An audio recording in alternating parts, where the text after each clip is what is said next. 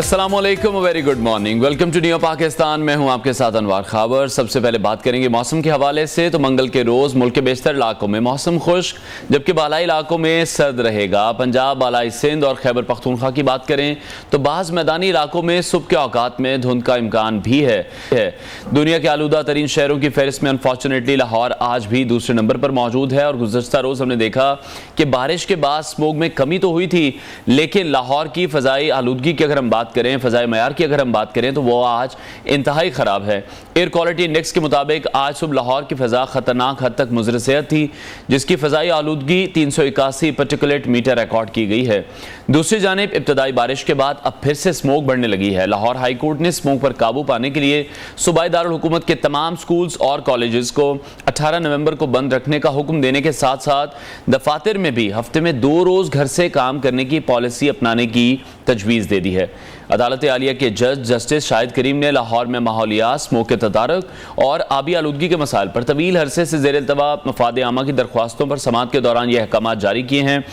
और उन्होंने ये कहा है कि जो फसलों की बाकियात जलाने की वीडियो सामने आ रही हैं वो बहुत अफसोसनाक हैं, जैसा कि झंग, हाफसाबाद, खानेवाल, ननकाना, बहावलनगर और शेखुपुरा के डिप्टी कमिश्नर्स को फौरी तब्दील किया जाए। चीफ सेक्रेटरी पंजाब इन तमाम अफसरान को तब्दील करने का नोटिफिकेशन जारी करें, क्योंकि यह सारा मसला मौसमियाती तब्दीली से ही जुड़ा हुआ है और तब्दील होते मौसमों ने पाकिस्तान पर गहरे असरात मुरतब किए। स्मोक के हवाले से जिस तरह से हम देख रहे हैं कि बाकायदा एक मौसम की शक्ल इख्तियार कर चुका है, इसीलिए स्मोक पर भी अब यही कहा जा रहा है कि बहुत सख्त मौसमियाती पॉलिसी अपनाने की जरूरत है, जो कि बहुत बरसों पहले हो जानी चाहिए थी, जिस पर अब काम किया जा रहा है। इस हवाले से मजीद भी आगे चलकर बात करेंगे।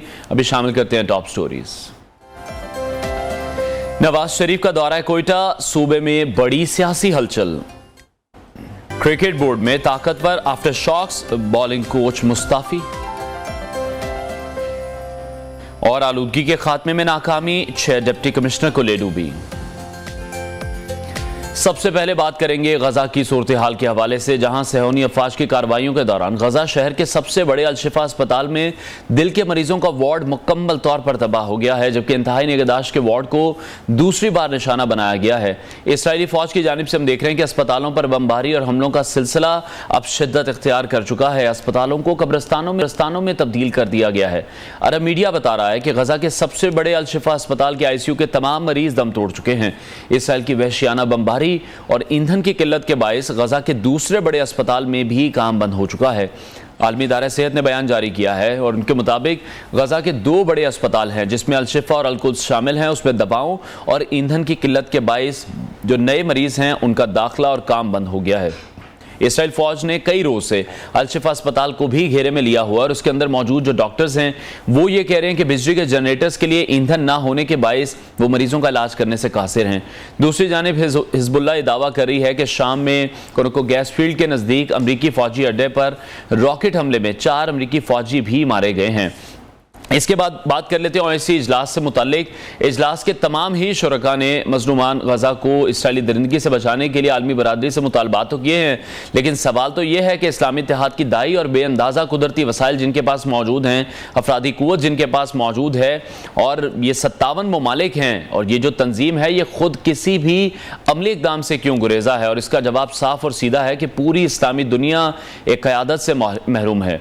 तुर्किया के सदर तैयब एर्दोगान ने तजवीज़ दी है और वो ये कह रहे हैं कि हमें मिस्र और खलीजी ममालिक से बातचीत करनी चाहिए, अमरीका पर दबाव डालना चाहिए, और अमरीका ताकि इसराइल पर दबाव डाले, जबकि मगरिब को भी इसराइल पर दबाव बढ़ाना चाहिए। इसी हवाले से मजीद बात करेंगे। फ़लस्तीनी सहाफ़ी जलाल महमूद ने हमें ज्वाइन किया है। जलाल, बहुत शुक्रिया आपके वक्त के लिए। सबसे पहले तो हम यही देख रहे हैं कि जिस तरह से अब अस्पतालों को भी निशाना बनाया जा रहा है, इसराइल तो यही चाह रहा है कि गजा को मुकम्मल तौर पर तबाह कर दिया जाए और एक ऐसी जगह बना दिया जाए जहाँ जो गजा के लोग हैं वो बिल्कुल भी किसी सूरत ना रह सकें। अभी वहां पर जो शहादतों की तादाद कितनी हो चुकी है? जी, बिस्मिल्लाहिर्रहमानिर्रहीम। सबसे पहले बात तो यह है कि मैं आपके न्यू TV चैनल को मैं शुक्रिया अदा करना चाहता हूँ गज़ा की आवाम की तरफ से, जिस अंदाज में आप लोग कवरेज कर रहे हैं, जिस अंदाज में आपके ये मुअज़्ज़ज़ चैनल गज़ा का आवाज़ बन रहा है, मैं इनके हम बेहद शुक्रगुजार है। ये शुक्र मेरी तरफ से और मेरी गज़ा के अवाम की तरफ से। देखिए, इस वक्त मैं आपको सबसे पहले सवाल का जवाब दूंगा कि शुहदा का तादाद, इस वक्त शुहदा का तादाद तकरीबन 12,000। जलाल, आपसे एक बार फिर से हम कनेक्ट करने की कोशिश करते हैं। आपकी आवाज़ का कुछ इशू आ रहा है और अब हम ये इस जंग का जो दायरा है वो हमें फैलता हुआ दिखाई दे रहा है। लबनान और शाम की तरफ भी हम देख रहे हैं कि जंगी कार्रवाइयाँ हो रही हैं। गजा के जो अवाम है वो मुश्किलात का शिकार हैं। जलाल, हमें सुन पा रहे हैं तो कंटिन्यू कीजिएगा। जी जी, इस वक्त जो शुहदा की तादाद है वो तकरीबन 12,000 से तजावुज़ कर चुके हैं। ये वो लोग हैं जो बमबारी में शहीद हुए हैं। इसके अलावा जो लोग इस वक्त अब तक मलबा के नीचे है, इनका कोई तादाद का कुछ पता नहीं है। हत्ता कि हमारा हेल्थ मिनिस्ट्री, वज़ारत सेहत को भी इनकी तादाद का इल्म नहीं है, खबर नहीं है। तीसरी बात जो आपने शुरू में भी फरमाया है कि हमारे कुछ ऐसे पेशेंट्स भी हैं जो किडनी पेशेंट्स है, जो कैंसर के पेशेंट्स है, हार्ट पेशेंट्स है, वो भी इलाज ना होने की वजह से और हॉस्पिटल मफलूज होने की वजह से वो भी बेचारे इंतकाल हो गए। सूरत हाल वहाँ पर जनाब अनवर साहब, अगर मैं आपको जहन्नम बोल दूँ तो शायद ये लफ्ज़ कम हो। बिल्कुल, अगर मैं कहूँ कि क़यामत सुग़रा है तब भी कम है। आप वहाँ पर हालात बहुत से खौफनाक, यानी मैं आपके नाज़रीन को और आपको मैं बताता चलूँ कि आप लोग जो मीडिया में देते रहे शायद आप लोग बहुत कम देते रहे। जो हमें पता है वहाँ पर क्या हो रहा है वो हम शायद हमें ज़्यादा पता है, लेकिन मीडिया कुछ कम बता रही है, कुछ मतलब शॉर्ट बता रही है। जी बिल्कुल जलाल, आप अब ठीक कह रहे हैं। हमने भी जो इमेजेस देखे हैं, जो फुटेजेस देखी हैं, यकीनी तौर पर वो अनइमेजिनेबल हैं। और आप बिल्कुल ठीक कह रहे हैं, क़यामत सुग़रा के ये मनाजिर हैं। देख क्या रहे हैं आप? जंग का जो दायरा कार है, यही कहा जा रहा था कि ये जंग फैलेगी। फिलहाल आपको लग रहा है ऐसा हो रहा है? लबनान और शाम की तरफ भी आप देख रहे हैं क्योंकि जंगी कार्रवाइयाँ हो रही हैं। और अगर हम इसराइली वज़ीर आज़म की बात करें तो वो तो धमकियाँ देते नज़र आ रहे हैं तमाम अरब ममालिक को भी कि आपको खामोश रहना पड़ेगा, आपको चुप बैठना पड़ेगा इस मसले पर। देखिए, 37 दिन हो चुके।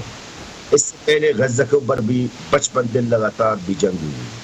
75 साल हो गया हमारे इस गाज़िब इसराइल के साथ हमारे लड़ाई। आप अगर कुछ तज्ज़िया निगार, कुछ सहाफ़ी हज़रात का अपना तज्ज़िया ये है कि ये जंग फैलेगी। क्यों फैलेगी? मैं ये सवाल है हमेशा, मैं तो हर प्रोग्राम में ये कहता हूँ, क्यों फैलेगी, किस लिए फैलेगी? गज़ा के आवाम की वजह से नहीं फैलेगी। ये आप मेरी आज की तारीख में और आज के दिन में आप लिख ले और याद रखिए कि मैंने कहा कि ये जंग नहीं फैलेगी। क्यों नहीं फैलेगी? क्योंकि किसी गज़ा का परवाह नहीं है। ईरान बड़ा मोहतात से चल रहा है। मिस्र कभी भी इसराइल के खिलाफ जंग नहीं करेगा। और कौन है खत्ता के अंदर है? उर्दन तो अपने मगन में है। शाम, सीरिया के ऊपर तो इसराइल लगातार सालों साल से हमला कर रहा है और वो जवाब कोई आज तक कोई जवाब ही नहीं दिया। कौन, आप मुझे बताइए ना। जंग फैलेगी, बातें मैं हर प्रोग्राम में कहता, किसके साथ जंग होगी? इसराइल का जंग आप लोग जो एक्सपेक्ट कर रहे हैं, जो तवक्को कर रहे हैं, ये जंग फैलेगी, किसके साथ फैलेगी? लेकिन अगर इस्लामी ममालिक इसराइल को नहीं रोकेंगे, इस्लामी दुनिया का अभी जो हमने रद्द-ए-अमल देखा उसने तो हमें मायूस ही किया है। और अगर ये लोग इसराइल को नहीं रोकेंगे तो कल को ये आग उनके घरों तक भी पहुंचेगी। अनवर साहब, मेरे से बहुत शिकायत हुई है कि मैं OIC को बड़ी तनकीद करता हूँ। मैं आज आपको और आपके नज़ीर को एक बात बता दूँ। पहले बात तो ये, इस्लामी उम्मा की बात कोई हमारा सामने ना करे तो बेहतर है। क्योंकि उम्मत मुस्लिमा मुझे नज़र आ रही है और ना हमारे गज़ा के अवाम को नज़र आ रही है। उम्मत मुस्लिमा किधर है सर? OIC ने क्या किया है? अच्छा, बड़ी मज़े की बात आपको बता दूँ, अभी भी पाकिस्तान की मुअज़्ज़ज़ जर्नलिस्ट और मीडिया लोग हैं जो मुझे फोन करके कहते हैं कि जलाल भाई आपकी तज्ज़िया सही था, आपकी पेशगोई सही थी। OIC के इजलास और अरब लीग के इजलास से पहले मैंने इनको बता दिया यही होना है और यही होगा। ये OIC और अरब लीग के जो इजलास चल रही है, ये इससे सिर्फ दो चीज आती है, मजम्मत आएगी, बयानात आएगा, और खुदा हाफिज, और कुछ भी नहीं है। ठीक है, लेकिन जलाल आप क्या समझते हैं, हुक्मरानों को अगर हम एक तरफ रख देते हैं, उनकी अपनी एक सोच है, उनके अपने मफादात हैं, और यही कहा जाता है उनके पर्सनल इंटरेस्ट मौजूद हैं ऐसे तमाम ममालिक के साथ, इसराइल के साथ, कि वो कोई बात करने से भी कासिर हमें दिखाई दे रहे हैं। लेकिन अगर मैं अवाम की तरफ से आपसे पूछना चाहूँ, अवाम के दिलों में गजा की अवाम का दर्द मौजूद है, ये तो आप सब जानते ही हैं। बिल्कुल अनवर साहब, देखिए अवाम और हुक्मरान में बहुत फर्क है। अवाम के अंदर ज़मीर है, अवाम देख रहा है कि ये जंग जो है ये हक और बातिल का जंग है। वो अपने आंखों से देख रहा है कि अपने मुसलमान भाई, हत्ता कि जो गैर मुस्लिम लोग वो भी देख रहे हैं कि यार छोटे छोटे बच्चे, छोटे मासूम बच्चे, उनको तीन टुकड़ा किया जा रहा है। मासूम बच्चे पैदा हो रहे बिना माँ, बच्चा पैदा, माँ इंतकाल हो गई। अभी मैं देख रहा था कि लातादाद नई बच्चे जिनकी उम्र 1 दिन है, इनकी माँ नहीं है, इनकी माँ नहीं जाहिर है। तो दुनिया का सामने देखिए अनवर साहब, मैं आज आपको एक बात बताऊं, आपकी नजर को, सबसे बड़ी अदालत इंसान का ज़मीर, इंसान का जो ज़मीर है ना, वो सबसे बड़ी अदालत है। ये जो आपने फरमाया है अवाम, दुनिया में जो अवाम है, ये इनका ज़मीर का जुलूस है, ये इनका ज़मीर अंदर से इनको आवाज़ें दे रहा है कि उठो, ये क्या हो रहा है गज़ा के अंदर है। जाहिर है बिल्कुल ऐसे ही होगा सर। लेकिन जलाल, आप क्या समझते हैं, अब क्या इसराइल के क्या मकासद हैं, क्या वो अचीव करना चाहता है इस तमाम मसले से, इस जंग से जो कि यकतरफा है, क्योंकि ये जंग तो नहीं है, फौज तो उनके पास है और वो लड़ाई लड़ रहे हैं और वो लोगों को मार रहे हैं। कहाँ तक वो जाना चाहते हैं? आपको लगता है अमेरिका जंप इन करेगा, इस जंग को रुकवाने की कोशिश करेगा? आपको नजर आ रहा है सीज फायर का कोई इम्कान है? अच्छा, ये आपने बड़ा अच्छा सवाल किया और मैं उम्मीद करता हूँ कि मेरा जवाब, पूरे जवाब मेरा आप नशर करेंगे। पहले में आखिरी जो सवाल आपने किए कि जंग बंदी का या सीज फायर का, मैंने पहले दिन से 7 अक्टूबर से कहा कि ये जंग बंद इतनी जल्दी नहीं होगी। ये जंग बंदी इस वक्त जो हमें नजर आ रहा है, जो इसराइल की वज़ीर आज़म की जो बयानात है, जो इनकी डिफेंस मिनिस्ट्री के बयानात है, जो इनके फौज की तर्जुमानों की बयानात है और इनके जो मंसूबे हैं, उस हिसाब से हमें अभी जंग बंदी का इम्कान बिल्कुल ज़ीरो, नंबर 1। अब पहले जो बात आपने वो जो किया था कि आपने कौन सी बात की थी शुरू में, इसराइल के हवाले से, कि इसराइल के मकासद अब आप क्या देख रहे हैं, वो अब क्या अचीव करना चाह रहा है? ये इसराइल का मकासद है। मैं आपको इस सवाल का जवाब दूंगा, लेकिन मैं उम्मीद करता हूँ कि मेरे अल्फाज आप नशर करेंगे। जी बिल्कुल, आप बराह रास्त हैं, लोग आपको देख रहे हैं। सर दरअसल आपको मैं बड़ी शॉकिंग बात बता दूं, आपको शायद आपके नाज़रीन या आपने सुना होगा या किसी तज्ज़िया निगार ने सुना होगा, और आज ये भले बेशक आप किसी भी फलस्तीनी गज़ा के आप इनसे पूछें तो यही आपको जवाब देगा। देखिए, इसराइल का जो मकासद वो 2 किस्म के हैं। एक तो या फिर हमास को ख़त्म करना, और अफसोस के साथ ये कहना पड़ रहा है और ये बड़ी शौकीन बात है कि सिर्फ इसराइल हमास को ख़त्म करना नहीं चाहता, और कुछ बड़े अरब मुल्क भी चाहते हैं कि हमास ख़त्म हो जाए। ये शायद आपकी ये बात आपने सुनी होंगी या नहीं, मुझे नहीं पता। बहरहाल सिर्फ इसराइल हमास का खात्मा नहीं चाहता, कुछ बड़े अरब मुल्क भी यही चाहते हैं कि हमास का खात्मा हो जाए। एक तो इसराइल का पहला ऑप्शन यही है कि इसराइल यही चाहते हैं कि हमास को, ये इन जंगजू को, इन मुजाहिदीन को हम गज़ा से ख़त्म करें, इनका वजूद को ख़त्म करें, क्योंकि वो हमारे लिए बहुत बड़ा ख़तरा है। खित्ता के अंदर हमास के अलावा इसराइल के लिए कोई और ख़तरा है ही नहीं है, ये मैं आज आपको बता दूं। और दूसरा जो मंसूबा इसराइल का, अगर इसमें वो नाकाम हुआ है तो वो यही है कि फ़लस्तीनियों को, गज़ा के अवाम को मिस्र की तरफ हिजरत करने में मजबूर करने की कोशिश करेंगे। शायद आपने सुना भी होगा कि अब्दुल फत्ताह सीसी साहब जो मिस्र का जो सदर है, इन पर बहुत दबाव है, इन पर बड़ा प्रेशर है, इनको लालच दिया जा रहा है ये सहराई सीना हमें दे, एक थोड़ा सा एक टुकड़ा दे कि हम गज़ा के अवाम को वहां पर ट्रांसफर कर दें। तो इसराइल का तकरीबन आप ये समझ लीजिए यही दो मंसूबा, या फिर वो पहले में कामयाब होना चाहता या फिर दूसरा। ठीक है, इसल के यही मकासद हैं। बहुत शुक्रिया। फ़लस्तीनी सहाफ़ी जलाल महमूद हमारे साथ इन कॉन्वर्सेशन थे। और हम जाएंगे कि हुक्मरानों का तो नहीं पता, लेकिन जो अवाम है, पाकिस्तानी अवाम है, वो गज़ा के फ़लस्तीन के लोगों के साथ खड़ी है। और हम देख रहे हैं, हम अपने प्रोग्राम में हमने जब अलखिदमत वालों को बुलाया था तो उन्होंने भी इस हवाले से बताया था कि पाकिस्तानी अवाम की जानिब से बहुत ज़्यादा हेल्प की जा रही है। वहाँ पर जो डोनेशंस हैं वो इकट्ठी की जा रही हैं, और जो तमाम तर चीज़ें हैं, तमाम तर पैसा है वो भिजवाया जा रहा है उन तमाम लोगों के रिहाब के लिए। और वहाँ पर जितनी मुश्किलात इस वक्त वो फेस कर रहे हैं, तो पाकिस्तानी अवाम हमेशा से ही फ़लस्तीन गज़ा के अवाम के साथ हमेशा खड़ी है और खड़ी रहेगी इंशाअल्लाह ताला। ब्रेक लेते हैं नाज़रीन, ब्रेक के बाद आपको दोबारा ज्वाइन करेंगे, हमारे साथ रहिए।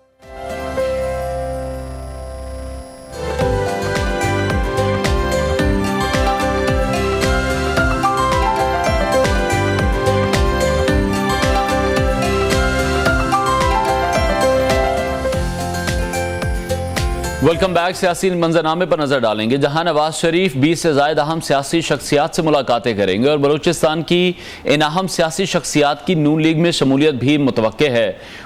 उधर पाकिस्तान पीपल्स पार्टी के सेक्रेटरी जनरल नईर हुसैन बुखारी कह रहे हैं कि निगरान वजीर आजम सियासी जमात के सेनेटर को कायदेवान सेनेट नामजद नहीं कर सकता। उन्होंने सवाल किया है कि इलेक्शन कमीशन कहाँ है। गवर्नर हाउस लाहौर में भी सियासी इज्तिमा और पार्टी टिकट्स के फैसलों पर इलेक्शन कमीशन की खामोशी सवालिया निशान है। चेयरमैन पीटीआई की बात करें तो एहतसाब अदालत ने तोशाखाना और 190 million pound national crime agency cases में चेयरमैन पीटीआई के वारंट गिरफ्तारी जारी कर दिए हैं। 190 मिलियन पाउंड में इमरान खान की अहलिया बुशरा बीबी नैब इस्लामाबाद ऑफिस में नैब की मुश्तरका तहकीकाती टीम के सामने बतौर मुलजिमा पेश हुई। नैब टीम ने बुशरा बीबी से पूछताछ की, जिसके बाद उन्हें 11 सवालों पर मुश्तमिल सवालनामा फराहम किया गया है, जिनके जवाबात जमा कराने की हिदायत जारी की गई हैं। तौहीन इलेक्शन कमीशन केस में चेयरमैन पीटीआई असद उमर और फवाद चौधरी पर फर्द जुर्म आज भी आयद नहीं हो सकी। तीनों में से कोई भी पेश नहीं हो सका। उधर साबिक वफाकी वजीर और सेनेटर इसहाक डार ने कहा है कि सेनेट को एतमाद में लिए बगैर दहशतगर्दों को छोड़ा गया। किसने कहा कि जेलों में कैद दहशतगर्दों को छोड़ा जाए? पीपल्स पार्टी के चेयरमैन बिलावल भुट्टो जरदारी कहते हैं कि अवाम ने 5 साल सिलेक्टेड राज भुगता है, अब आगे कोई सिलेक्टेड राज कबूल नहीं किया जाएगा। 8 फरवरी को पाकिस्तान के अवाम ज़रूर सरप्राइज देंगे। इसी हवाले से मजीद बात करेंगे। सीनियर तजियाकार आमिर इलियास राणा साहब ने हमें ज्वाइन किया है। आमिर साहब, बहुत शुक्रिया आपके वक्त के लिए।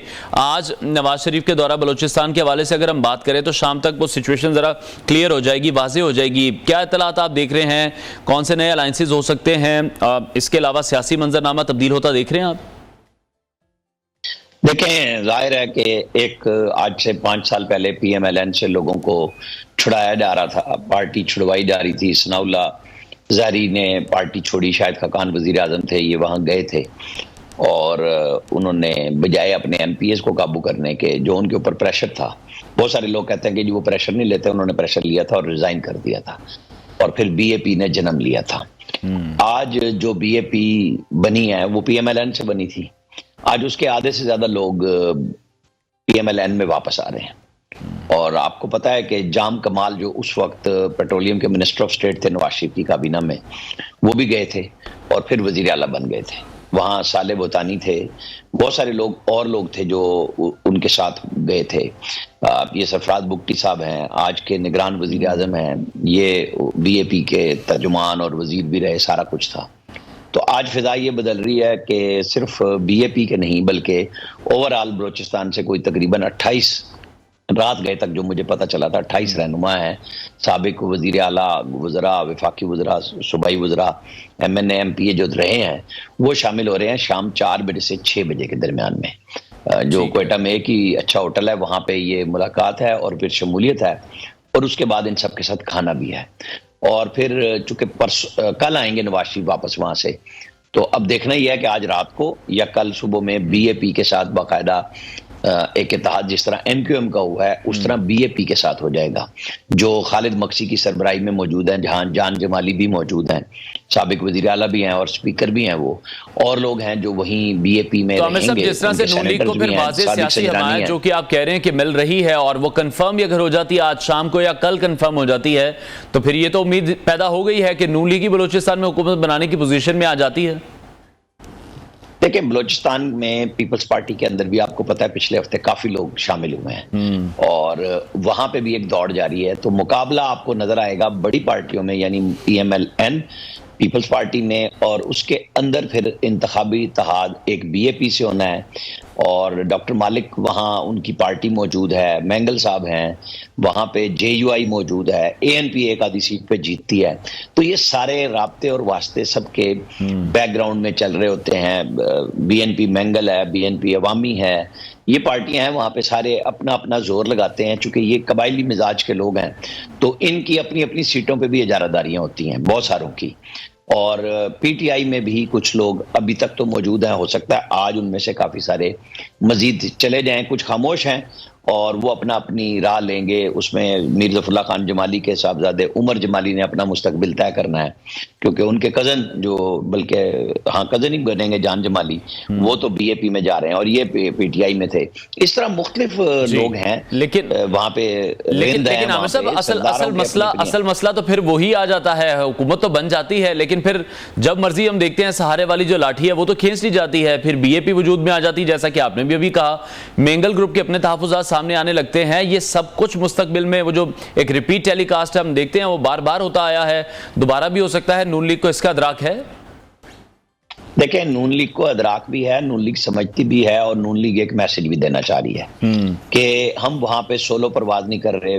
बलूचिस्तान के साथ सिंध में वो अलायंस एक ओपन कर चुके हैं कि MQM के साथ हो चुका है, पीर पगाड़ा साहब की तरफ वो हो आए हैं, बाकी अनस नूरानी उनके साथ PDM में भी थे, वो उनकी तरफ भी होके आए हैं कि वो सबको लेके चलना चाहते हैं। मौलाना फजलुर रहमान को नवाज शरीफ ने खाने पे मदऊ किया हुआ है, वो अगले 2-3 दिन में, 4 दिन में वो भी हो जाएगा, क्योंकि उसके अंदर सिर्फ ये नहीं होना, बलूचिस्तान का भी डिस्कस होगा, उसके अंदर सिंध का इत्तेहाद है, फिर KP के अंदर मौलाना फजलुर रहमान बिल्कुल चाहते हैं कि उनकी हुकूमत आए, फिर ANP इनकी इत्तेहादी थी, पीपल्स पार्टी थी, वहाँ शेरपाव साहब हैं, वहाँ पीपल्स पार्टी मालाकंड में मौजूद है, खुद PMLN का हज़ारा में बड़ा स्ट्रॉन्ग होल्ड है और बाकी जगहों पर इख्तियार वली नौशहरा से जीते थे। अब किस तरह क्या अलाइनमेंट इनकी बनती है आपस में, PTI कितनी रहेगी, और फिर वहाँ पीपल्स पार्टी ये PTI पार्लियामेंटेरियन परवेज खट्टक साहब की मौजूदगी में है, तो ये सारी चीजें मौलाना फजलुर रहमान के साथ उनकी डिस्कस होंगी। लेकिन एक आपको और हमें ये पता है ना कि 21 अक्टूबर को नवाज शरीफ आए हैं और उसके बाद से मुसलसल एक इंतखाबी माहौल बनता हुआ नजर आ रहा है कि 23 अक्टूबर को सुप्रीम कोर्ट ने कहा कि 2 को हम फाइनल करेंगे और 2 को ही फिर 8 फरवरी की आपको और हमें डेट मिल गई कि इलेक्शन होने जा रहे हैं और मराहिल आगे जा रहे हैं, अब आगे बढ़ते जा रहे हैं, और ये एक बड़ी अच्छी बात है कि पूरी दुनिया को भी मैसेज जा रहा है। अब उसके अंदर जो बुरी बात और कबाहत नजर आ रही है वो ये नजर आ रही है कि जी PTI बिल्कुल ठीक बजा तौर पे कह रही है कि उन्हें एक लेवल प्लेइंग फील्ड नहीं मिल रही, लेकिन मेरा तो उस पे मानना और कहना यह है कि देखें, उन्होंने रियासत पे हमला किया 9 मई पे, उसके बाद उनका जो जमहूरी रवैया था उसमें बड़ी तब्दीली आई कि आप अपनी मर्जी के मुताबिक एक ऐसा ग्रोह पैदा करके हुकूमत बदलना चाहते थे, आर्मी चीफ बदलना चाहते थे, तो उसमें तो आपको कामयाबी नहीं हुई।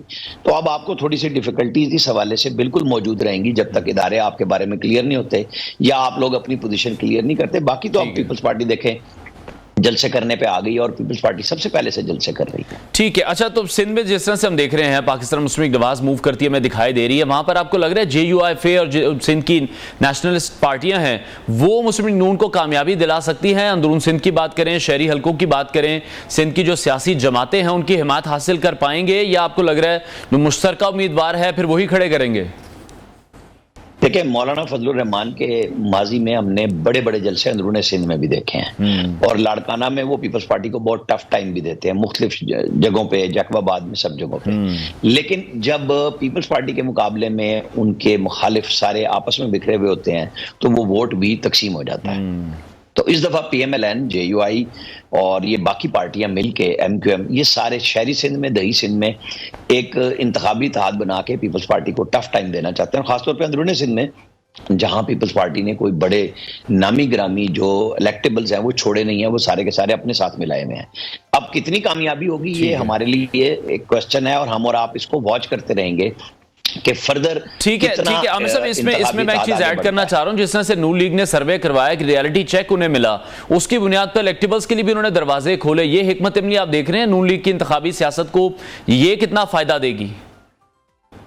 नून लीग ने पहले कब नहीं खोले? नून लीग में हमेशा से लोग आते जाते रहे हैं। मतलब वो जब एग्जाइल में थे जरूर उन्होंने लंदन में गुफ्तगू की थी और कि मैं इनको नहीं लूंगा, लेकिन फिर जब आए तो ले लिए। इस दफा तो कोई ऐसी बात नहीं हुई थी। यहाँ पे दावे ही रहे हैं ना लोगों के। नवाज शरीफ पहले भी इलेक्शन जब लड़ते रहे हैं हमेशा वो ये नहीं होता था कि ये जो आपको कुछ सर्विस लोग कराते हैं और फिर वो नताइज जारी होते हैं और हम और आप बात करते हैं। नवाज शरीफ ये नताइज जारी भी नहीं करते, वो अपने लिए कराते हैं, और वो कोई एक मरहले में नहीं होंगे।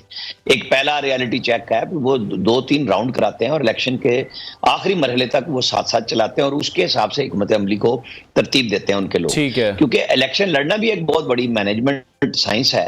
ऐसा काम नहीं है कि जी आप सिर्फ मकबूलियत के सहारे काम ले लें, बल्कि आपको जो मकबूल कैंडिडेट हैं उनके जो अवामिल हैं नुकसान और फायदे के, ये सारी चीजें देखते हैं और ये चीजें सारी जमातों को देखनी पड़ती हैं और मेरा ख्याल है उसके बाद ही फैसले होते हैं और ये तभी करेंगे फैसले। ठीक है आमिर साहब, एक लास्ट और शॉर्ट कमेंट आपसे चाहूंगा। एक बड़ी अहम जमानत हुई और ये कहा जा रहा है कि कुछ ही दिनों में या कुछ ही घंटों में हो, ये भी हो सकता है कि काम इंटरव्यू भी मंजर आम पर आए। कोई खबर है आपके पास इस हवाले से हमारे साथ शेयर करना चाहेंगे? देखें जी, मैं इस तरह की किसी चीज में नहीं पड़ता। जिसने इंटरव्यू करना है वो ले आए और जो खबर होगी तो हम खुद दे लेंगे। अगर किसी के पास है तो वो करें। हम तो इस तरह के तबसरा और उस तरह की चीजों से गुरेज करते हैं। मेरे पास चीज मौजूद हो मैं जरूर आपके साथ शेयर करता कि ऐसी कोई चीज हो रही है। ठीक है, बहुत शुक्रिया सीनियर तजियाकार आमिर इलियास राना हमारे साथ इन कॉन्वर्सेशन थे। ब्रेक लेते हैं नाजरीन, ब्रेक दोबारा ज्वाइन करेंगे, हमारे साथ रहिए।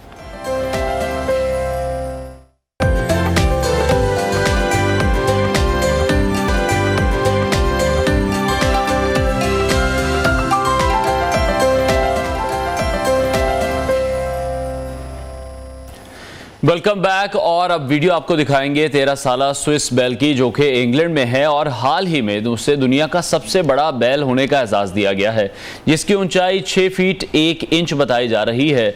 टॉमी नामी ये बैल बेलावेंडर की फैमिली के साथ चेशायर में उनके फार्म में उस वक्त से रह रहा है जबकि वो 1 दिन का था, यानी कि जब से वो पैदा हुआ था तब से इन लोगों के पास मौजूद है, इस फैमिली के पास मौजूद है और उन्होंने इसे सिर्फ $10 में ख़रीदा था। और आज जब हम इसकी कीमत देख रहे हैं तो फिर उससे कहीं ज़्यादा उसकी कीमत बताई जा रही है।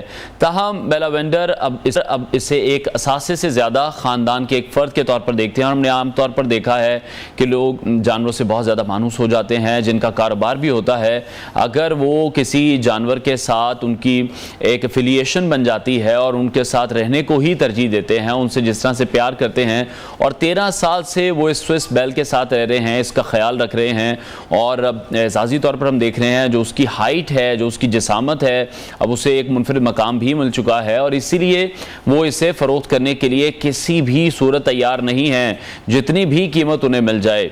ब्राउन स्विस नामी मवेशियों की इस नस्ल के अगर हम जिस्म को देखें तो ये आम तौर पर दूध देने वाली जो गायें हैं उनसे ये बहुत बड़े होते हैं, लेकिन इन्हें दरमियाने दर्जे की नस्ल ही समझा जाता है। ताहम टॉमी नामी इस बैल को अगर हम देख रहे हैं तो बहुत ज़्यादा डिफरेंट निकला है, जिस तरह से पिक्चर भी और ये जो मनाजिर हम देख रहे हैं इस वक्त हमारी स्क्रीन पर। ये एक आम ब्राउन स्विस गाय का जो वज़न है वो बताया जाता है कि वो 1300 से 1400 पाउंड के दरमियान होता है और अगर मैक्सिमम भी उसको देखें तो वो 2000 पाउंड तक ही पहुँच सकता है। लेकिन टॉमी का जो वज़न बताया जा रहा है वो तकरीबन 3000 पाउंड है, जो कि उसे अपनी नस्ल के हिसाब से काफ़ी भारी भरकम बना देता है। तो ये वीडियो बड़ी वायरल हो रही है इनकी, जिस तरह से ख्याल इनका रखा जा रहा है, इनके साथ प्यार किया जा रहा है, एजाज़ इन्हें मिला है 13 साला स्विस बैल को। तो हम देख रहे हैं कि गुस्सा करने वाला जानवर बिल्कुल हमें ये नहीं दिखाई दे रहा। जिस तरह से हम देखते हैं कि जानवर बड़े बिफरे होते हैं, जब हमारे यहाँ भी कुर्बानी के सीज़न में बहुत सी ऐसी वीडियोज़ वायरल होती हैं कि जो बैल होते हैं, लगाए होते हैं, वो लोगों की कसाईयों की दौड़ें लगवा रहे होते हैं, लेकिन इसके साथ वो तस्वीरें खिंचवा रहे हैं, प्यार कर रहे हैं, उसके मुंह के पास भी खड़े हैं, तो वो कुछ उन्हें नहीं कह रहा। और जो हाइट हम देख रहे हैं 6 फीट 1 इंच, और जिस खतरनाक नौइयत के सींग मौजूद हैं उनके पास, मेरा ख्याल है कोई भी उसके पास जाने से एक बार बिल्कुल घबराएगा। तो वो ये कहते हैं कि हमारी फैमिली का हिस्सा बन चुका है, it's part of the family. और जो जिस प्राइस में खरीदा गया था वो सिर्फ $10 थी, लेकिन आज वो उसे एक असासे के तौर पर नहीं देखते, एक ख़ानदान के तौर पर देखते हैं, क्योंकि उन्हें उस जानवर से प्यार इतना ज़्यादा है। और बहुत से लोग हमने ऐसे देखे हैं जो कि जानवरों से बहुत ज़्यादा प्यार करते हैं। अगर उन्होंने कारोबार के लिए भी अपने किसी जानवर को रखा होता है तो वो उनको बेचने से, फ़रोख्त करने से इनकारी दिखाई देते हैं और किसी भी सूरत वो फ़रोख्त नहीं करना चाहते हैं। इस नस्ल की जब हम बात कर रहे हैं तो वज़न 3000 पाउंड बहुत ज़्यादा वज़न होता है, और 2000 पाउंड तक ये कहा जाता है कि मैक्सिमम वज़न पहुंच सकता है। लेकिन जो टॉमी का वज़न बताया जा रहा है तकरीबन 3000 पाउंड है, जो कि उसे बाकी जो उसकी नस्ल हैं उनसे काफ़ी डिफरेंट कर देता है। ब्रेक लेते हैं नाज़रीन, ब्रेक के बाद आपको दोबारा ज्वाइन करेंगे, हमारे साथ रहिए।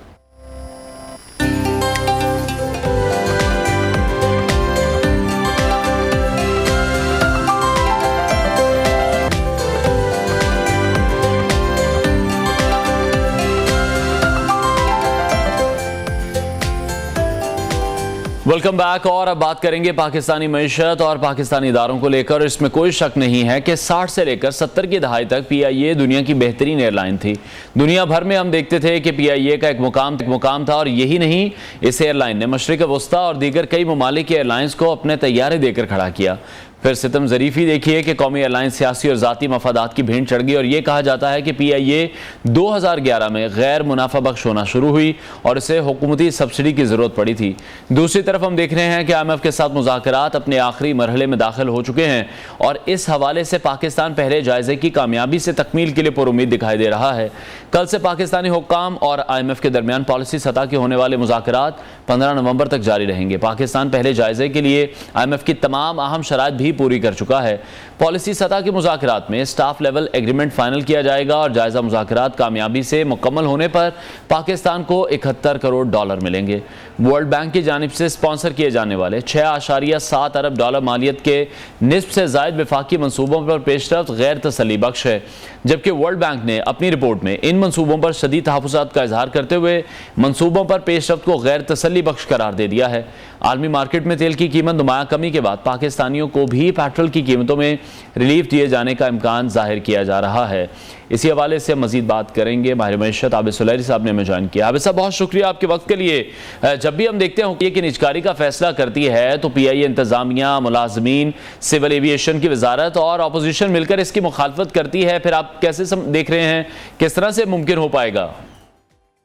देखिए, ये बदकिस्मती से जो लॉस मेकिंग अदारे हैं उनका रिवाइवल, उनकी प्राइवेटाइजेशन, उनकी पब्लिक प्राइवेट पार्टनरशिप, ये हर चीज़ हमेशा से ही शौकत अजीज साहब के ज़माने से अगर आप देखें तो ये सियासत का शिकार होती चली आ रही है। उस वक्त स्टील मिल की जो प्राइवेटाइजेशन की बात थी मुशर्रफ तौर में, जो कि अदालत में चैलेंज हो गई, और उसके बाद तकरीबन हर जमात जो है वो सियासी मसलतों की बुनियाद पर प्राइवेटाइजेशन की मुखालफत करती है।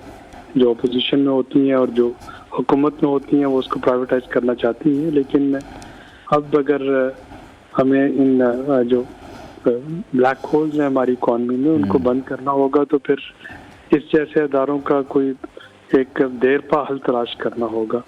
और PIA के लिए तो इस वक्त ऑलरेडी अर्नस्ट एंड यंग जो है वो फाइनेंशियल एडवाइजर मुकर्रर कर दिए गए हैं। वो इसके असासों का तखमीना लगा रहे होंगे। सिविल एविएशन और PIA के दरमियान असासों की जो तकसीम है उसको वो फाइनलाइज करेंगे, और उसके बाद होपफुली अगले साल PIA को प्राइवेटाइज कर दिया। ठीक है। अच्छा, IMF मिशन की अगर बात करें तो मुख्तलिफ महकमों से तकनीकी सतह के मुज़ाकरात भी हमने देखा अब ख़त्म हो चुके हैं। कहा यही जा रहा है कि वजारत ख़जाना को IMF के जो सख्त मुतालबात हैं उसका सामना करना पड़ सकता है। तो वजारत ख़जाना को वैसे नहीं सामना करना पड़ता, सामना तो अवाम ही करते हैं। ये मेरा भी ख्याल इस वक्त बहुत ज़्यादा सख्त मुतालबात हैं। IMF के साथ जो पॉलिसी लेवल पर डिस्कशन चल रही है उसमें पहला इम्पोर्टेंट चीज़ जो है वो इम्पोर्ट्स की रिस्ट्रिक्शन पे बात हो रही है, और अगर ये इंपोर्ट्स खोल दी जाती हैं तो उसका डॉलर की कीमत पे क्या असर पड़ेगा, इस पे बात की जा रही है। दूसरी बात की जा रही है कि अगर जो टैक्स का टारगेट पूरा नहीं होता तो प्लान बी क्या होगा। तीसरी जो इम्पोर्टेंट बात है वो बजट वाली इवनिंग में जून में आपने देखा होगा रिटेलर्स के लिए एक फिक्स टैक्स की तजवीज़ आई थी, तो वो कितनी जो है इम्प्लीमेंटेबल है उस पर डिस्कशन इस वक्त चल रही है। तो ये पॉलिसी लेवल डिस्कशंस हैं जो कि ज़रूरी नहीं कि फौरी तौर पे उसका कोई इम्प्लीमेंट हो, लेकिन इस वक्त हुकूमत की पॉलिटिकल विल जानी जा रही है कि इन तमाम पहलुओं पे या इन तमाम बातों पे अगर उसको कुछ स्टेप लेना पड़ेगा तो हुकूमत कितनी तैयार है।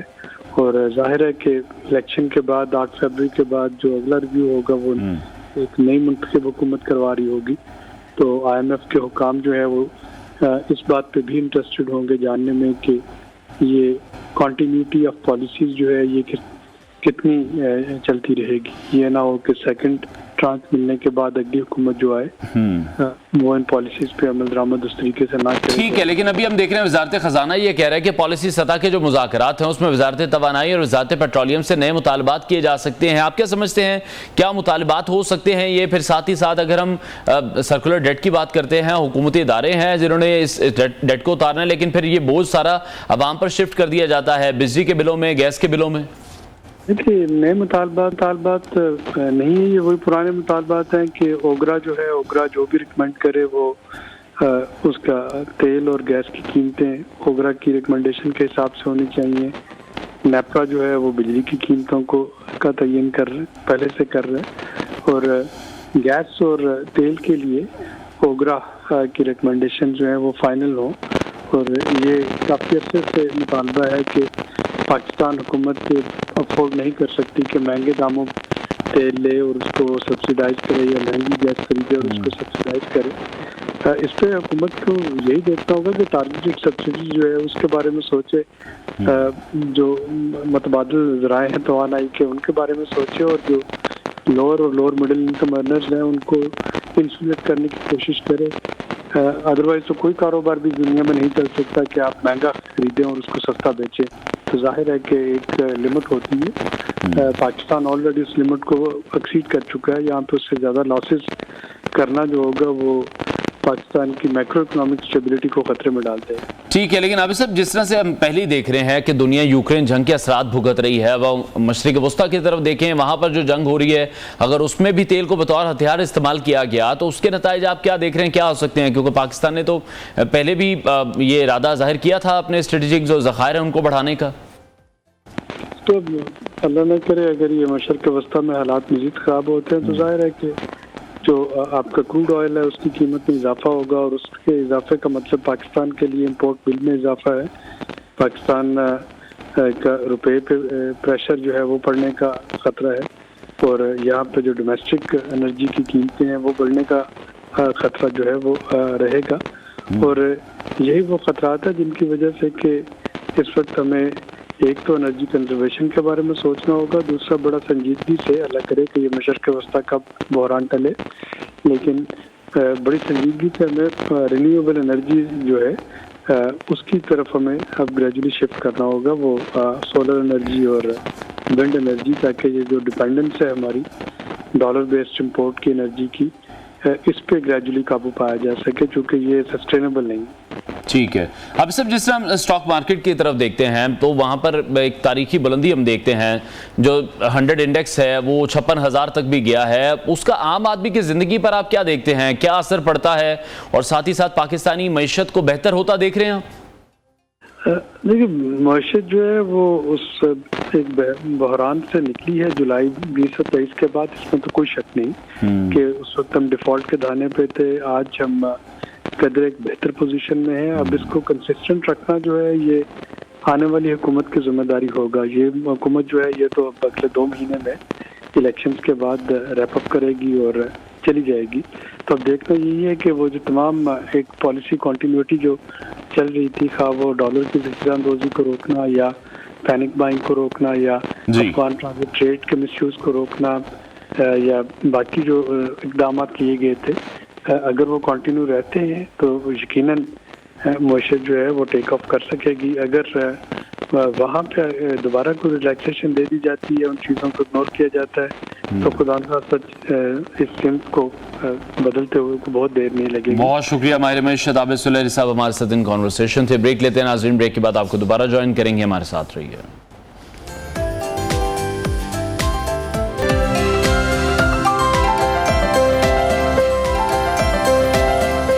Welcome back to new Pakistan. Cricket world cup की बात करेंगे, जिसमें नाकामी के बाद अब कौमी टीम वतन वापस पहुंच चुकी है और शिकस्त के बाद की सूरत हाल ये है कि जो जलजला भरपा होना था वो भी हो चुका है। आफ्टर शॉक्स का सिलसिला शुरू हो चुका है। सबसे पहले पाकिस्तान क्रिकेट टीम के बॉलिंग कोच मौनी मोरकल ने पाकिस्तान क्रिकेट बोर्ड से राहें अलग कर ली हैं। दौरा ऑस्ट्रेलिया के लिए उमर गुल को बॉलिंग कोच की जिम्मेदारियां सौंपे जाने का इम्कान है और जनूबी अफ्रीका से ताल्लुक रखने वाले मोरकल का पीसीबी के साथ वर्ल्ड कप तक जिम्मेदारियां संभालने का मुआहदा था, जिसमें अब तौसीह नहीं की जा रही, जबकि मोहनी मोरकल भी मजीद काम करने में दिलचस्पी नहीं रखते हैं और बाकायदा तौर पर वो पीसीबी को आगाह भी कर चुके हैं। उमर गुल के हवाले से अगर हम बात करें तो उन्होंने भी इन खबरों पर रद्दअमल दिया है। वो ये कह रहे हैं कि उन्होंने ये बात सोशल मीडिया पर देखी है कि शायद बॉलिंग कोच के लिए उनके बारे में सोचा जा रहा है। उन्होंने बताया कि अभी उनका बोर्ड से कोई राब्ता नहीं हुआ, वो पाकिस्तान की नुमाइंदगी पहले भी कर चुके हैं। अगर दोबारा उन्हें मौका दिया जाता है तो वो दोबारा भी ये जो ड्यूटी है इसको अंजाम देंगे। दूसरी जानिब शाहिद आफरीदी ये कह रहे हैं कि बाबर आजम मेरा भी फेवरेट रहा है, लेकिन 4 साल से हम देख रहे हैं कि कौमी टीम के कप्तान हैं बाबर, उनकी क़यादत में बहुत से मसाइल रहे हैं, तो बतौर लीडर बाबर कामयाब नहीं हो सके। उनकी जो बैटिंग है उस पर तो कोई सवालिया निशान नहीं है, लेकिन जब कप्तानी की बात आती है तो बाबर हमें मुश्किलात का शिकार दिखाई दे रहे हैं। साथ ही साथ वो ये भी कह रहे हैं कि दौरा ऑस्ट्रेलिया के लिए भी बाबर आजम को ही कप्तान होना चाहिए और ये भी हम बार बार डिस्कस कर चुके हैं कि अगर बाबर आजम टीम के कप्तान नहीं होंगे तो फिर पाकिस्तानी टीम के पास क्या ऑप्शंस मौजूद हैं, कौन सा ऐसा खिलाड़ी है जिसको कप्तानी के लिए तैयार किया गया है। अब वनडे रैंकिंग को अगर हम देखें तो हम 4थी पोजीशन पर मौजूद हैं। एशिया कप में हम नंबर 1 टीम थे। वर्ल्ड कप में जब हम जा रहे थे तो हम दूसरी बेस्ट टीम के तौर पर वर्ल्ड कप में गए थे और अब हालात हमारे हो चुके हैं कि हम 4थी पोजीशन पर आ चुके हैं। वर्ल्ड कप का हमने सेमीफाइनल भी नहीं खेला है। इसी हवाले से मजीद बात करेंगे। स्पोर्ट्स एनालिस्ट हसनैन लियाकत ने हमें ज्वाइन किया। हसनैन, बहुत शुक्रिया आपके वक्त के लिए। जो एक्सपेक्ट कर रहे थे वही सब कुछ शुरू हो चुका है। आफ्टर शॉक्स का सिलसिला जारी है। मौनी मोरकल भी अब जा रहे हैं ऑलमोस्ट। मिकी आर्थर के हवाले से भी हम यही खबरें सुन रहे हैं। क्या आपको लग रहा है कि क्या अब फैसला साजी की जाएगी? डोमेस्टिक क्रिकेट पर फोकस करेंगे, अंडर 19 क्रिकेट को इतना वो जो पॉलिश करेंगे कि फिर वहाँ से जो प्लेयर्स आ रहे हैं जिस पैटर्न पर अभी इंडिया चल रहा है उसी को यूटिलाइज कर लें? देखिए, जहां तक मौनी मोरकल का ताल्लुक है तो ये बड़ा अनफॉर्चुनेट है, जिस तरह आपने इंट्रो में ये तासुर दिया जा रहा है कि उनको वर्ल्ड कप की वजह से निकाला गया। हालांकि मौनी मोरकल की पाकिस्तान क्रिकेट टीम के साथ जो वाबस्तगी थी उसको थोड़ा सा एक टोर और जो है रखना था अपने साथ। मतलब ऑस्ट्रेलिया में उन्होंने हमारे साथ जाना था, लेकिन उन्होंने रीजन ये दी थी कि वो लीग्स में मसरूफियत की वजह से पाकिस्तान टीम के साथ कोचिंग कंटिन्यू नहीं कर सकते। 4-5 महीने जो उन्होंने कोचिंग की वो कितने ज्यादा पहाड़ उन्होंने गिराई है, आपको भी पता है, मुझे भी पता है। मिकी आर्थर की जहां तक बात है तो ये उसूली तौर पे फैसला हो चुका है। मिकी आर्थर 16 तारीख को पाकिस्तान आएंगे और उनकी मुलाकात है ज़का अशरफ साहब से, लेकिन मुझे उनका भी फ्यूचर कोई इतना ज्यादा ब्राइट नहीं लग रहा और मिकी आर्थर इन कंपनी को जाना होगा। और जिस तरह आपने इंट्रो में जिक्र किया था उमर गुल का, तो उमर गुल एक ऐसे कोच हैं जो कि पाकिस्तान को पहले भी सर्व कर चुके हैं और रिजल्ट ओरिएंटेड क्रिकेट उन्होंने जो है पाकिस्तान के लिए प्रोड्यूस किया। और पाकिस्तान में मेरे ख्याल बहुत कम ऑप्शंस हैं जो पाकिस्तान में रहते हैं, उसमें उमर गुल है और जो पाकिस्तान से बाहर है वो यासिर अराफात है। इन दो में से पाकिस्तान किसी को भी यूटिलाइज कर सकता है। जहां तक स्ट्रक्चरल चेंजेस की बात है अनवार, ये स्ट्रक्चरल चेंजेस हर वक्त हमें वर्ल्ड कप के बाद क्यों याद आती हैं? 2019 के बाद भी हमें याद आई, 2015 के बाद भी याद आई, 2011 के बाद भी याद आई। मसला ये है कि आपकी फर्स्ट क्लास क्रिकेट यहाँ पे मौजूद है, आपका सिस्टम मौजूद है, आपके अंडर 19 क्रिकेट का सिस्टम मौजूद है, सिर्फ आपने उसको फंक्शनलाइज करना है। अभी फर्स्ट क्लास क्रिकेट हो रही है, पिछले 1 महीने से फर्स्ट क्लास क्रिकेट पाकिस्तान के मुख्तलिफ मैदानों में हो रही है, लेकिन वो फर्स्ट क्लास क्रिकेट ना आपको पता है ना मुझे पता है, क्योंकि वो करवाई इन डेट्स में गई है जो कि वर्ल्ड कप की डेट्स हो मीडिया से दूर रह के करवाई गई ना। लेकिन हसनैन ये कब फंक्शनलाइज कराएंगे? हम उस स्पोर्ट्स की बात कर रहे हैं जिस पर सबसे ज्यादा पैसा लगाया जाता है, जिसके लिए सबसे ज्यादा स्पॉन्सर मौजूद हैं, जिस पर सबसे ज्यादा फोकस किया जाता है, उसके बावजूद ये हालात हैं। देखिए, फंक्शनलाइज हैं चीजें, लेकिन मसला ये है कि मसला आपकी प्रायोरिटी क्या है। फर्स्ट क्लास क्रिकेट को हम प्रायोरिटाइज नहीं कर रहे, ना हमारे क्रिकेटर्स कर रहे हैं, ना ही हमारा बोर्ड कर रहा है। उसकी रीजन ये है कि आपको जब T20 इवेंट से पैसा मिल रहा है, आप अगर PSL खेल रहे हैं, उसके बाद आपके प्लेयर्स जाके श्रीलंका में खेल रहे हैं, आपका जो छोटे लेवल के प्लेयर है वो किसी जगह पे T10 खेल रहा है, तो वो कुछ प्रायोरिटाइज नहीं होगा। आपकी जहां तक T20 की बात है ना, T20 में आपकी टीम भी ठीक है, आपकी फ्रेंचाइज की जो क्रिकेट है वो भी ठीक है, लेकिन जब आप टेस्ट क्रिकेट की बात करेंगे और ODI क्रिकेट की बात करेंगे, जिस तरह आपने सवाल किया, बहुत ही अच्छा सवाल है कि फर्स्ट क्लास क्रिकेट को हमें थोड़ी सी इज्जत देनी होगी। अगर हम फर्स्ट क्लास क्रिकेट को इज्जत नहीं देंगे ना, हमारे साथ वही काम होगा जो कि वेस्ट इंडीज के साथ हुआ कि खुदा न खास्ता अगले वर्ल्ड कप में या फिर किसी और इवेंट में हमें क्वालिफाई करके ना जाना पड़े इस इवेंट में। तो फर्स्ट क्लास क्रिकेट में हमें प्रायोरिटाइज करना होगा, स्पेशली जो चीज प्रायोरिटाइज करने की है वो प्लेयर्स को प्रायोरिटाइज करना है कि कौन सी ऐसे प्लेयर्स हैं जिनको हमने फर्स्ट क्लास क्रिकेट में ग्रूम करना है, जिनको हमने टेस्ट क्रिकेट और ODI क्रिकेट के लिए ग्रूम करना है, और कौन से ऐसे क्रिकेटर हैं जो सिर्फ T20 खेलेंगे पाकिस्तान की जानिब से। ये चीजें बाइफरकेट करना बहुत जरूरी है। ठीक है। अच्छा, पूरी दुनिया में इस वक्त हम जो पैटर्न देख रहे हैं वो तीनों फॉर्मेट्स के लिए डिफरेंट टीम्स हैं, डिफरेंट प्लेयर्स हैं जो कि टेस्ट को टेस्ट की तरह खेलते हैं, T20 को T20 की तरह खेलते हैं। कैप्टन्स हम देखते हैं वो भी टीमों के हमें तब्दील दिखाई देते हैं। पाकिस्तान में ऐसा क्यों नहीं है? हमारी वही टीम है, वही T20 के लिए, वही टेस्ट के लिए, वही वनडे के लिए।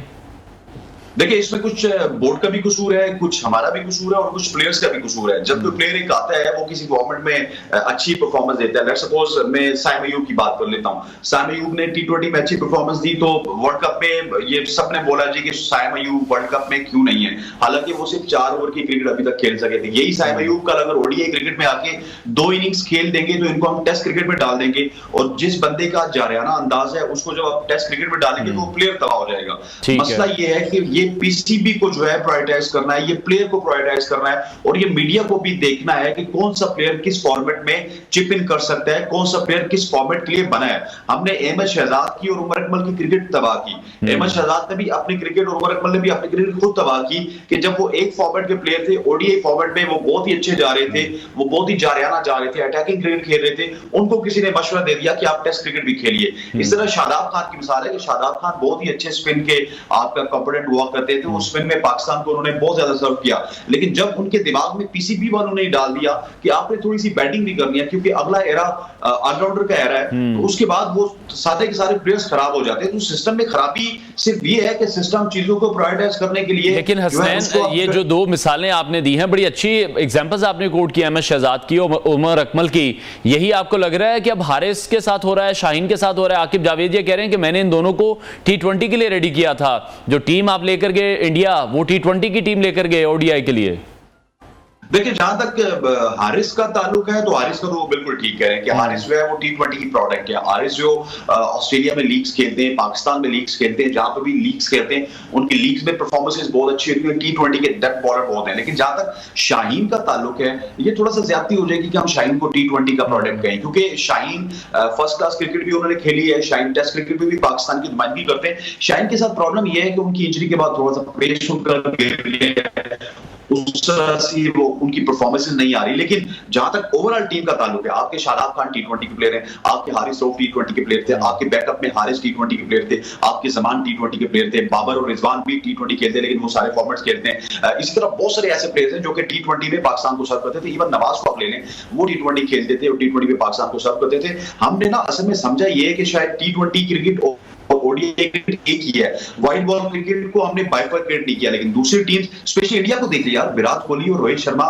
इंडिया की T20 प्रायोरिटीज में नहीं है जब से वो वर्ल्ड कप आ रहे हैं 2024 में। आपको विराट और लेकिन फिर हसनैन, आप किस तरह से देख रहे हैं टीम सिलेक्शन जो फिर की गई, जो फिर हम प्लेयर पावर की बात करते हैं, वो फिर हमें नजर आ रही है कि फिर जो कप्तान है वो तो अपनी मर्जी की टीम ही खिलाता है। अगर कोई नया कप्तान भी आएगा वो अपनी मर्जी की टीम ही खिलाएगा। तो ये तो मैनेजमेंट को देखना है, चीफ सिलेक्टर को देखना है या फिर कोच को देखना है कि कौन सा प्लेयर फिट बैठता है T20 में, कौन सा ODI में और कौन सा टेस्ट में।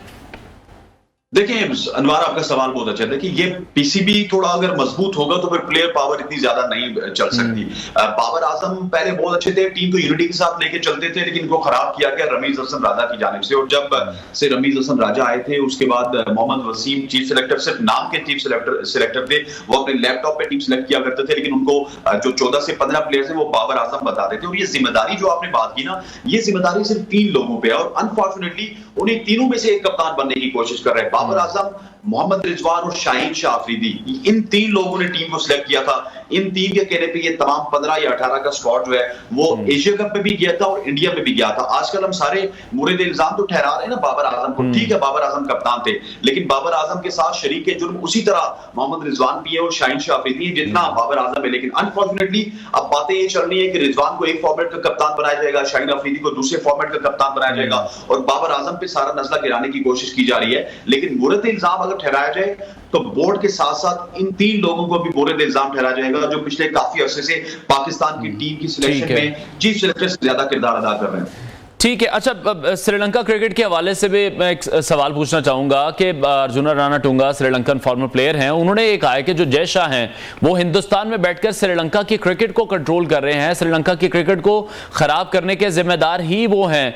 हमारी क्रिकेट के साथ भी हमने देखा कि जिस तरह से उन्होंने एशिया कप में खिलवाड़ किया, हाइब्रिड मॉडल पर हमें जाना पड़ा और उसी हाइब्रिड मॉडल की फटीक थी जो कि हमने देखा, जो कि हमारे जो प्लेयर्स हैं वो हमें वर्ल्ड कप में दिखाई दी।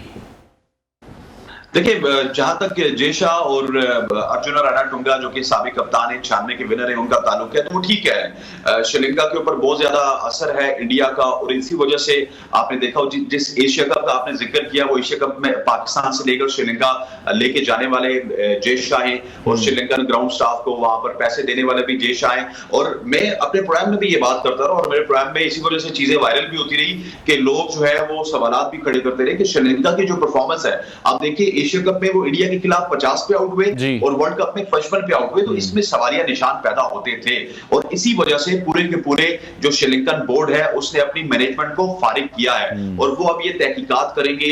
शायद करप्शन की भी तहकीकात हो सकती है, शायद मैच फिक्सिंग की भी तहकीकात हो सकती है। ये अगर राइट वे पे तहकीकात होंगी तो एशिया कप में बहुत सारी चीजें ऐसी हुई हैं जो कि अकल नहीं मानती और वर्ल्ड कप में श्रीलंकन टीम के साथ बहुत सारी ऐसी चीजें हुई हैं जो कि अकल नहीं मानती। और जहां तक जय शाह का ताल्लुक है तो जय शाह जब से आए हैं तो ये जो एशिया कप है और एशिया की जो टीम्स हैं इनकी क्रिकेट जो है वो पीछे जा रही है, एक इंडिया की क्रिकेट ग्रो कर रही है। उसकी वजह ये है कि वो अपनी मनमानी पे जो है ना सारी चीजें करवाना चाह रहे हैं। वो चाहते हैं कि T20 वर्ल्ड कप हो वो भी इंडिया में हो, वर्ल्ड कप 50 ओवर का हो वो भी इंडिया में हो, टेस्ट चैंपियनशिप भी इंडिया में हो और चैंपियंस ट्रॉफी भी इंडिया में हो। लेकिन ऐसे नहीं होगा, और भी स्टेक होल्डर्स हैं, आपको उनको साथ लेके चलना होगा। और जब से जय शाह है उस वक्त से लेके आज तक जो है पीसीबी के हालात भी काफी ज्यादा संगीन होते जा रहे हैं। ठीक है। अच्छा, पीसीबी के हालात की जहां पर आप बात कर रहे हैं तो हमने उस हवाले से तो ये देखा है कि जो हमारी मैनेजमेंट है वो भी इसमें जरूर कसूरवार रही है। बहुत शुक्रिया स्पोर्ट्स एनालिस्ट हसनैन लियाकत हमारे साथ इन कॉन्वर्सेशन थे। ब्रेक लेते हैं नाजरीन, ब्रेक के बाद आपको दोबारा ज्वाइन करेंगे, हमारे साथ रहिए।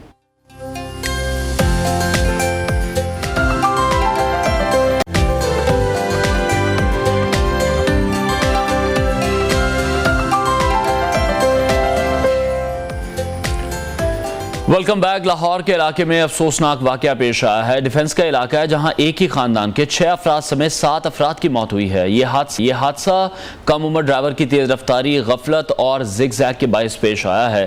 पुलिस ने कम उम्र ड्राइवर को हिरासत में भी ले लिया है, मुकदमा भी दर्ज कर लिया गया है और इस हादसे में जान बहक होने वाले अफराद का ताल्लुक रफाकत अली के खानदान से था। हादसे का शिकार बदकिस्मत खानदान 2 गाड़ियों में सवार था। रफाकत अली अपनी फैमिली के हमरा बेटी के ससुराल DHA फेज 7 से वापस जा रहे थे जब यह हादसा पेश आया। हमारे कॉरेस्पॉन्डेंट बिलाल मिर्जा ने हमें ज्वाइन किया है, उनसे इस हवाले से मजीद बात करेंगे। बिलाल, सबसे पहले तो डिटेल्स भी हमें बताइएगा इस हादसे से मुताल्लिक। उनके घर आप मौजूद हैं इस वक्त, लवाहिकीन का इस हवाले से क्या कहना है? जो हम देख रहे हैं इस बच्चे की वजह से अफसोसनाक वाकया पेश आया है, लेकिन जो मुद्दई पार्टी है क्या वो अभी तक घर इनके पहुंची है, ताज़ियत के लिए आई है? क्योंकि हम देख रहे हैं कि गलती तो उन्हीं की है कि अगर बच्चे को गाड़ी उनकी तरफ से दी गई है। जी बिल्कुल अनवार, इस बात करूं तो मैं शादाब कॉलोनी में मौजूद हूं। बदकिस्मती से 2 रोज़ कबल एक ही ख़ानदान के 6 अफराद जो हैं अपने खाल के हकीकी को जा मिले। अगर बात की जाए तो ये हादसा जो था डिफेंस फेस 7 के इलाके में पेश आया था। तेज़ रफ्तार गाड़ी, एक 15 साल नौजवान जो था वो तेज़ रफ्तार गाड़ी जो लेकर आ रहा था और ये जो है अपनी बेटी के ससुराल से आ रहे थे, तो रस्ते में जो है गाड़ी हिट करने से एक ही ख़ानदान के 6 अफराद जो है अपने खाल के हकीकी को जा मिले। अगर बात की जाए तो पुलिस की जानिब से अफनान खान को जो है गिरफ्तार कर लिया गया था, उस पर जो है FIR भी दर्ज कर ली गई है। जो रफ़ाकत अली मेरे साथ मौजूद हैं, उनकी मदयत में जो FIR भी दर्ज की थी। FIR में जो है तेज़ रफ्तारी और इस तरह के संगीन जो है दफात शामिल किए गए। रफ़ाकत साहब मेरे साथ मौजूद हैं, हवाल उनसे जानते हैं कि अब तक क्या मदई पार्टी इनसे रब्ता किया है, अब तक पुलिस की जानिब से इनके साथ कैसा कोऑपरेट किया जा रहा है। रफ़ाकत साहब बताइएगा, पुलिस की जानिब से आपसे कैसा जो है ट्रीट किया जा रहा है? क्या अभी तक आपसे किसी ने मदई पार्टी ने रब्ता करने की कोशिश की है या तली हैं? आप बहुत बड़े सदमे से गुजरे हैं, आपके फैमिली, आपकी मिसिस भी थी, बेटा भी था, बहू भी थी, नवासियाँ नवासे भी थे, तो अभी तक किसी दामाद भी था आपका, तो क्या कहना चाहेंगे?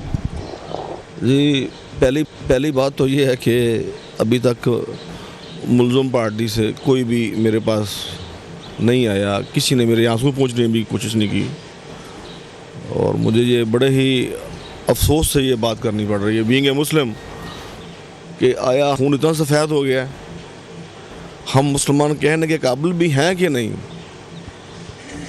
कि यार कोई उनमें से कोई शख्स मेरे आंसू तो साफ़ करता। बाकी मामला जो भी हैं वो तो अपनी जगह पे हैं, लेकिन उसकी रीज़न जो मुझे समझ आती है वो ये है कि वो बहुत बासर लोग हैं, उनको पैसे का बहुत तकब्बर है, बहुत गुरूर वाले लोग हैं वो, वरना तो कोई भी आम आदमी जो है ना वो कहता कि मैं किसी के दुख में शरीक हो जाऊं, वो बाद में बता देता जी हमारा ये ताल्लुक़ है, लेकिन इंसान किसी के दुख में शरीक तो, और उन्होंने ये भी गवारा नहीं किया। बिलाल इनसे भी पूछेगा कि क्या पुलिस इस हवाले से कोऑपरेट कर रही है इनके साथ? जो इन्वेस्टिगेशन है उसका सिलसिला शुरू हुआ, इस बच्चे के वालिद क्या करते हैं, कोई प्रेशर तो नहीं है इन पर जो लवाहिकीन हैं क्या? और ये क्या बताया जा रहा है कि जो बच्चा था वो गाड़ी वालिदैन की इजाज़त से लेकर निकला था? रफ़ाकत भाई ये बताइएगा कि पुलिस की जानिब से आपसे कोऑपरेट किया जा रहा है, बच्चे के वालिदैन ने तो आपसे रब्ता नहीं किया, कोई और आप पे कोई दबाव डाल रहा है कि आप इस केस को जो विड्रॉ करें, सुलह सफाई वाली साइड पे जाएं? जी, मुझे अभी तक कोई इस किस्म की कोई थ्रेड नहीं है, कोई किसी का फ़ोन नहीं आया। दूसरा ये है कि कल जो है वो पुलिस ने हमारे साथ कोऑपरेट किया है, बिलखसूस जो इन्वेस्टिगेशन वाले हैं उन्होंने कहा जी कि हम आपके साथ खड़े हैं। कल का जो उनका बिहेवियर था उसमें काफ़ी चेंज थी, उन्होंने हमारी मर्ज़ी के मुताबिक वो FIR भी कटी, और अब मैं सिर्फ उम्मीद ये करता हूँ कि वो आइंदा भी ऐसे ही तामन रखें ताकि हमें इंसाफ मिल सके, क्योंकि होता ये है कि जब मीडिया का प्रेशर इधर उधर से प्रेशर जाता है तो उस वक्त वो जो है ना वो अपना कोऑपरेट कर लेते हैं, और लेकिन बाद में जब वो ज़िम्नियों वाली बात आती है जो उन्होंने नोटिस देने होते हैं उसमें भी फिर गड़बड़ कर जाते हैं। लिहाजा मेरी ये रिक्वेस्ट है, और मैं ये उम्मीद भी करता हूँ पुलिस से कि पुलिस ऐसे ही उसके बाद भी मेरे साथ ऐसे ही ताउन करेगी। सर फातिल भाई, वो बच्चे का बयान जो है ना वो ऑन एयर किया गया, मीडिया पे चला है, आपसे पूछा गया, सेटिस्फाइड थे, आपको इत्मीनान में लेके उन्होंने बयान दिया? नहीं जी, बिल्कुल नहीं, मुझे इत्मीनान में नहीं लिया गया और ना ही मुझसे पूछा गया।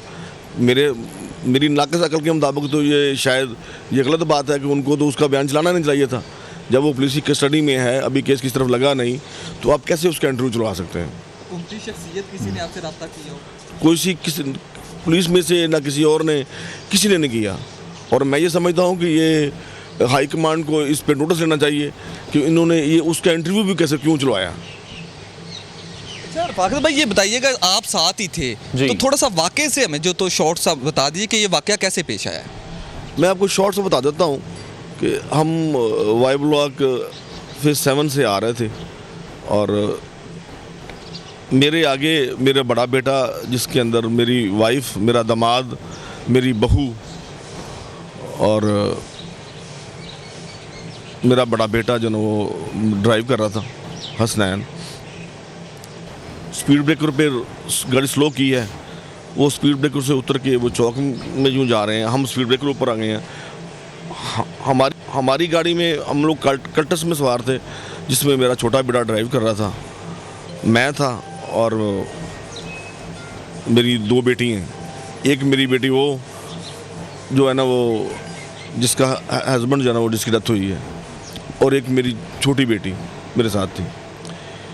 जब हम स्पीड ब्रेकर पे पहुंचे हैं तो बड़े बेटे की गाड़ी जो है वो चौक में चले गई, वो जा रहा है, ये मैकडॉनल्ड की तरफ से निकला है लड़का जो है, इसकी स्पीड मेरे ख्याल से वो 170-80 के करीब होगी। बिल्कुल उसने इकरार भी किया इस बात। और इसने मेरे सामने मेरी बेटे की गाड़ी को हिट किया है और वो 40 फुट जाके दूर उसने इसको फेंका है। और वो क़यामत मैंने अपने सामने देखी है, जो मैं ज़िंदगी पर जितनी भी मेरी ज़िंदगी की सांसें हैं वो मैं नहीं भूल सकता। बिलाल ये भी पूछिएगा, कौन सी गाड़ी थी जो वो बच्चा ड्राइव कर रहा था?